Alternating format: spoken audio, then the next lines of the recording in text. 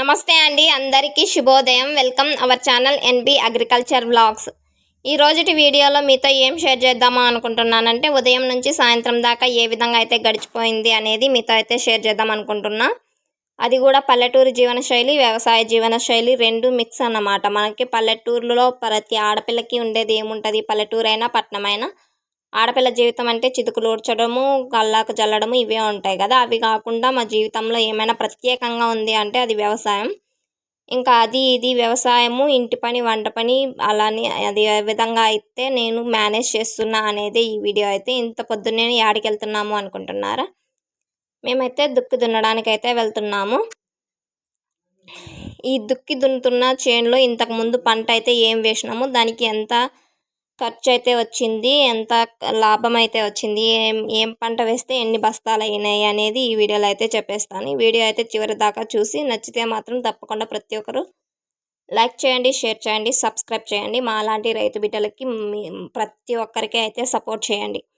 ఎందుకంటే మేము పెట్టిన పంటలకు ధర ఉంటుందో ఉండదో తెలియదు, కానీ మీరైనా జర సపోర్ట్ చేస్తారని ఒక చిన్న ఆశతోనే అయితే మేమైతే ఛానల్ అయితే రన్ చేస్తున్నాం.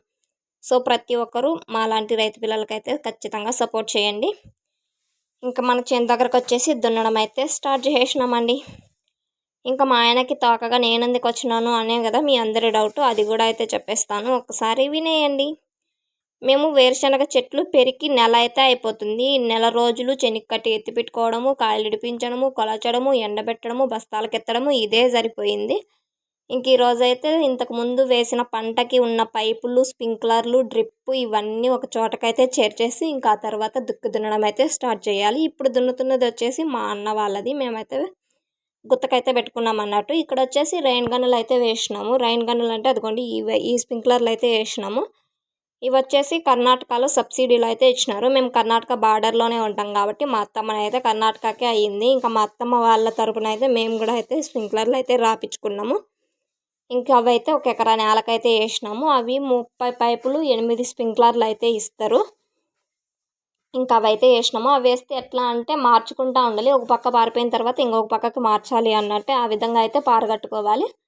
అదైతే ఇంకా ముందు వీడియోలో ఖచ్చితంగా చూపిస్తాను. ఇంకా అక్కడ దున్నడం అయిపోగానే అదిగోండి మన చేనులోకి అయితే వచ్చేసినాము. మన చేనులో ఈ డ్రిప్ అంతా ఈ విధంగా ఎందుకు చుట్టేస్తున్నాము అంటే, నెక్స్ట్ పంటకు వెయ్యాలి అనుకుంటే ఒక్కొక్కటి అయితే చుట్టుకొని జాగ్రత్త చేసుకోవాలి. కాకపోతే ఇవైతే నెక్స్ట్ పంటకైతే పనికిరావు. ఇదే రెండో పంటకైతే వేసింది. ఒక పంటకి లేదా 2 పంటలకే పనికొస్తాయి ఈ తోలు లేటరు. అదే గట్టి లేటర్ అయితే చాలా పంటలకి అయితే వేసుకోవచ్చు. ఇది తోలు లేటర్ కాబట్టి ఇంకా నెక్స్ట్ పంటకైతే వేయడానికి అస్సలు కాదు, నీళ్ళు అయితే అస్సలు కారవన్నట్టు. ఇంక అందుకని చెప్పేసి ఈ విధంగా అయితే చుట్టేసి కట్టలు అయితే కట్టేస్తున్నాము. ఇవైతే ఇంకా గుజరీకే తరం వస్తాయి. ఇంకా మళ్ళీ పంట పెట్టుకోవడానికైతే అస్సలు తరం రావు. గుజరీకి అంటే చక్కెరకి వేస్తామా డబ్బులకి వేస్తామా అనేది పక్కన పెడితే, అన్నీ ఇప్పుడు మనకి ఇట్లా వేస్ట్ సామాన్లన్నీ ఒక చోట అయితే పెట్టుకుంటే మనకి వ్యవసాయానికి సంబంధించినవి అవి ఎప్పుడైనా వేసేసినప్పుడు మనం పెట్టిన ఖర్చులో సగం డబ్బులైనా వెళ్తుంది. నెక్స్ట్ మళ్ళీ మనం కొంచెం ఎగేసుకొని మళ్ళీ కావాల్సిన సామాగ్రి అయితే కొనుక్కోవచ్చు. ఇంకా ఇది చక్కెరకి వేస్తామా లేదంటే ఇట్లా అన్నీ ఒకటే తవి కూడబెట్టి మళ్ళీ వ్యవసాయానికి సంబంధించిన సామాగ్రి కొంటామా అనేది ఇంకా అయితే ఫిక్స్ కాలేదులే. కానీ ఇంకా పైపులన్నీ ఎక్కడక్కడైతే సర్దేసుకొని అదిగోండి దున్నడం కూడా అయితే స్టార్ట్ చేసేసినాం.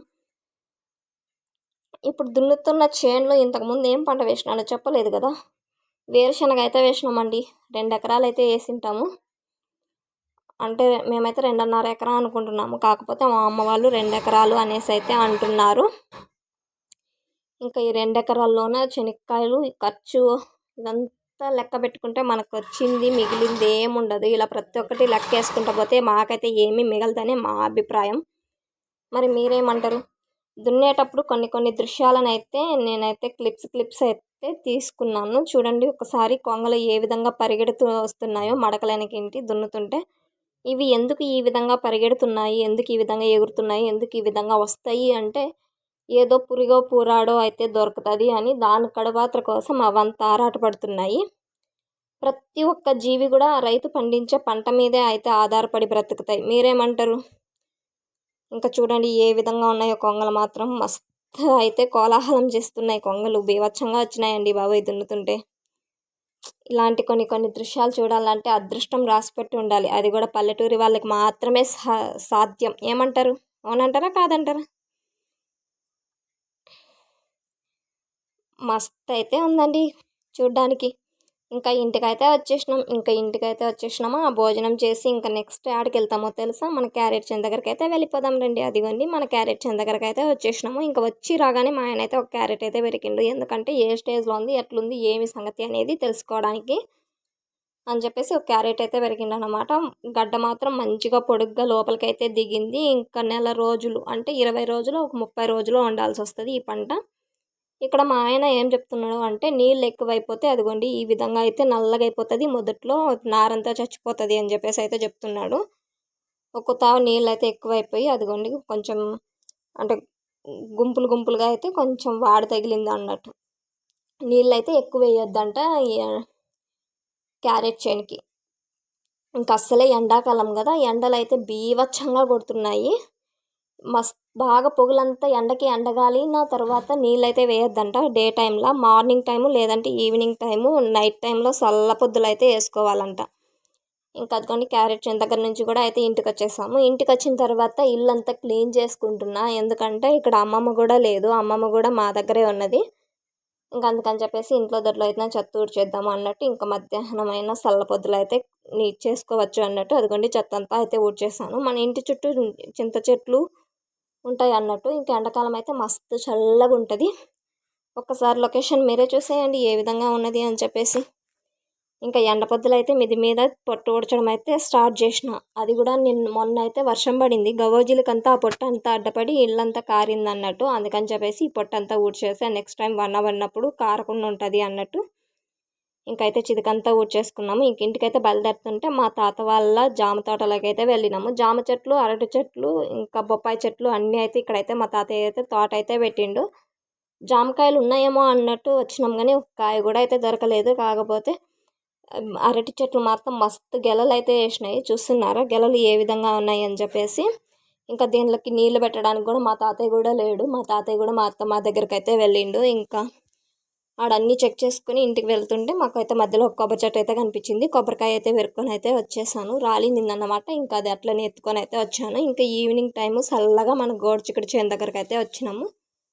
మిరపకాయలు, గోరుచిక్కుడుకాయలు, వంకాయలు, తరకారీ అయితే కొంచెం అయితే పెట్టుకున్నాం కదా. ఇంకా గోరుచిక్కుడుకాయలతో అయితే పెరుక్కొని పోదాం అన్నట్టు అయితే ఈవినింగ్ టైంలో వచ్చినాము. ఇంకా గోరుచిక్కుడుకాయలు అయితే పెరికేసినాము. అమ్మ అయితే వంకాయలు పెరుక్కుందాం రా అని చెప్పేసి వంక చెట్ల దగ్గరికి అయితే దొరికెళ్ళింది. ఇంకా వంకాయలు కూడా అయితే పెరుక్కుంటున్నాం కానీ వంకాయలు పుచ్చులేని ఒక్కాయ కూడా లేదండి బాబాయ్, అన్నీ పుచ్చులే ఉన్నాయి. ఒక ఉప్పు కూడా వెళ్తుందో వెళ్ళదో ఇంకెట్లో గట్లలే అని చెప్పేసి ఇంకైతే పెరుక్కోవడం అయితే స్టార్ట్ చేసినాం. ఇంకా వంకాయలు అయితే పెరికేసిన తర్వాత ఇంకా మనకి లాస్ట్గా ఉన్న పని ఏందో తెలుసా? గడ్డి కొయ్యడం.